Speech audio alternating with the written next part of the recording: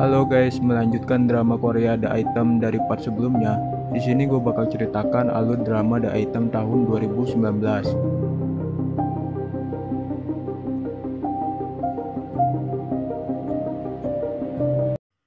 Scene diawali dari sang pastor yang sedang berdoa dan dia terbayang akan aksi pembunuhannya yang dia anggap sebagai pembersihan dosa dari korban-korbannya.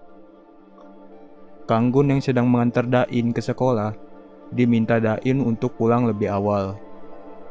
Tak lama, Kanggun mendapat telepon dari forensik.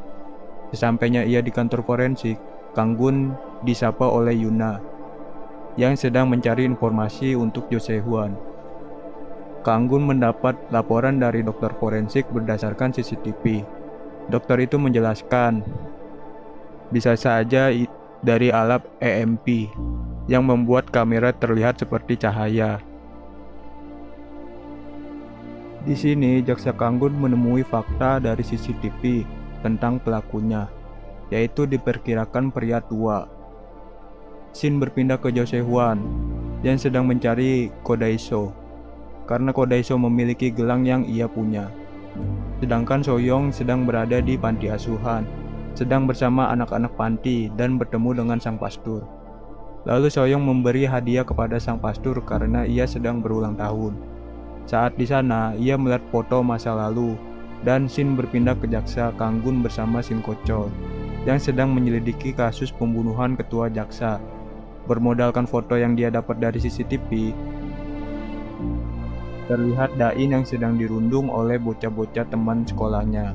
Namun Dain yang sedang memakai gelang sakti itu tiba-tiba aktif dan membuat salah satu perundung itu mental dan lari terbirit-birit.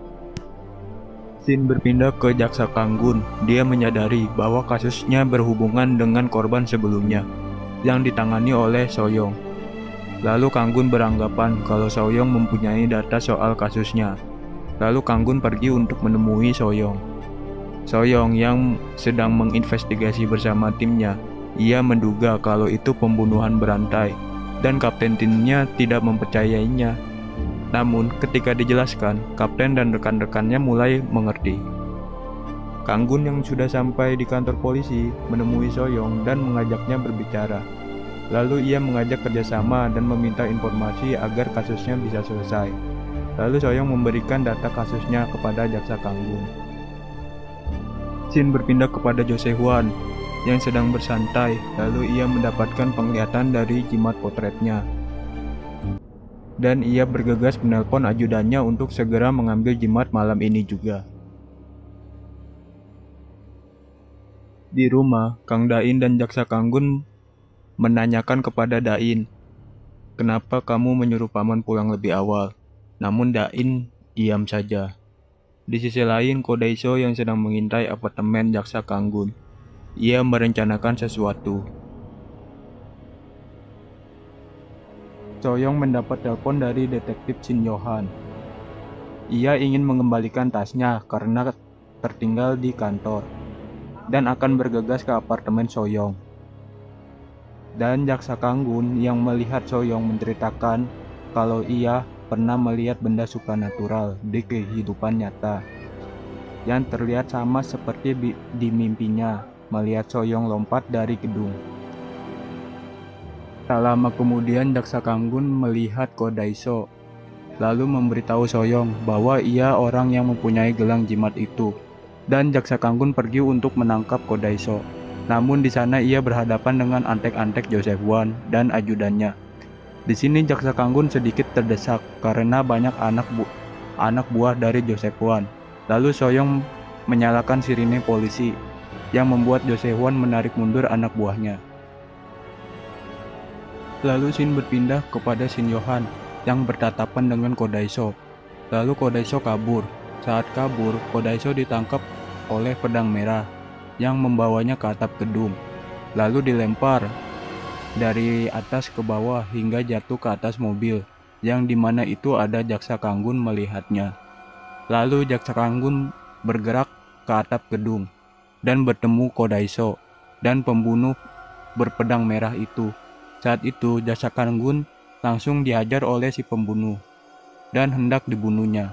Namun si pembunuh itu hanya ingin membunuh orang yang bersalah. Akhirnya si pembunuh itu mengurungkan niatnya. Lalu Shin berpindah kepada Jo Jae-hwan. Ia melihat Kang Da-in yang sedang memakai gelang jimat supranaturalnya yang ia cari. Namun, karena banyaknya sirene polisi, Jo Jae-hwan mengurungkan niatnya dan kabur. Soyong yang baru sampai di TKP menemui Kang Da-in dan Da-in menunjuk atap gedung. Lalu Soyong pergi ke atap untuk mengeceknya dan menemukan Jaksa Kanggun dan ayahnya yang berada di atap. Lalu Jaksa Kanggun yang sudah sadar menemui Kang Da-in. Kang Da-in yang marah dan takut ditinggal mati oleh Kanggun. Kang Da-in memukul Jaksa Kanggun, lalu Kanggun meminta maaf. Shin berpindah ke rumah sakit. Soyong dan Yohan sedang menunggu Kodaiso, tersangka yang mungkin dapat diinterogasinya. Kodaiso di sini sedang koma. Sedangkan Jo Jae-hwan yang berada di rumahnya, ia sedang bermain game. Dan datang ajudannya yang meminta maaf atas gagalnya kejadian malam itu. Lalu Jo Jae-hwan memukul ajudannya. Shin berpindah ke esokan harinya. Jaksa Kanggun menjalani rutinitasnya, mengantar Kang Da-in bersekolah. Lalu Da-in berpamitan dan masuk ke dalam sekolah. Jaksa Kanggun yang mendapat pesan di tangannya mengingat itu. Kembali ke kantor kejaksaan, Kanggun mendapat telepon dari Soyong kalau Kodaiso sudah siuman. Lalu saat di kamar Kodaiso, dia didatangi oleh Jo Jae-hwan yang membawa jimat buku album foto, menyeret jiwa Kodaiso ke dalam album itu, sehingga keadaan Kodaiso sekarang seperti mati suri atau vegetatif. Shin berpindah ke Kang Da-in yang sedang berada di kamarnya sendirian. Dia didatangi oleh Jo Jae-hwan dan masuk ke rumahnya. Lalu Kang Da-in menelpon Jaksa Kanggun, memberitahukan tanda kalau ia sedang dalam bahaya. Dan telepon itu ditutup oleh Jo Jae-hwan yang sudah berhasil masuk ke apartemennya. Da-in yang bersembunyi di kamarnya, ia ketakutan dan menangis. Lalu Jaksa Kanggun yang sudah sampai di apartemen menemukan Kang Da-in yang sedang dalam kondisi vegetatif juga alias mati suri. Lalu Jaksa Kang membawa Kang Da-in ke rumah sakit. Terlihat kesedihan di wajah Jaksa Kanggun saat melihat ponakannya sedang terbaring tak berdaya. Shin berpindah ke Jo Jae-hwan dan ajudannya yang sedang mengikuti ambulan. Saat ia melewati lampu merah, ia diberhentikan oleh Polantas karena ia menerobos lampu merah, sehingga akan ditilang. Tak terima akan tindakan polisi itu, Jo Jae-hwan menyemprotkan jimat sakti yang menghipnotis Polantas tersebut. Lalu Polantas tersebut tidak sadarkan diri. Dan Shin berpindah ke Jaksa Kanggun yang sedang berada di rumah sakit. Dokter menyatakan kalau Da-in dalam keadaan vegetatif. Lalu Jaksa Kanggun sangat sedih dan melihat tanda di tangan Kang Da-in. Dan episode pun berakhir. Terima kasih buat yang udah nonton dari awal sampai akhir. Jangan lupa like, subscribe, dan komentar ya. Sampai jumpa di video selanjutnya. Bye.